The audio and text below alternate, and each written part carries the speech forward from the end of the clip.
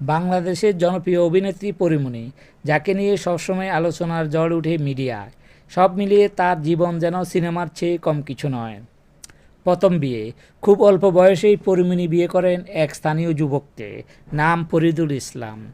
সেই সংসার বেশি দিন টিকেনি। দ্বিতীয় বিয়ে। 2020 সালে পরীমনি বিয়ে করেন পরিচালক কামরুজ্জামান রনিকে। এই বিয়েও স্থায়ী হয়নি বেশি দিন। তৃতীয় বিয়ে। শরীফুল রাজের সঙ্গে প্রেমে জড়ান পরীমনি। অল্প দিনের মধ্যে বিয়েও করেন তারা। 2022 সালে জন্ম নেয় তাদের সন্তান রাজ্য। অবশেষে 2023 সালে বিচ্ছেদ ঘটে এই জুটিরও। বর্তমান অবস্থা। এখন পরীমনি থাকেন তার একমাত্র সন্তান রাজ্যকে নিয়ে। তিনি অভিনয় করছেন, আবার নিজের জীবনের নতুন পথে হাঁটছেন। সোশ্যাল মিডিয়া এখনও তিনি জনপ্রিয়, নিজের মতো করে এগিয়ে চলছেন। বলছেন, আমি হারিনি, আমি বেঁচে আছি। আমার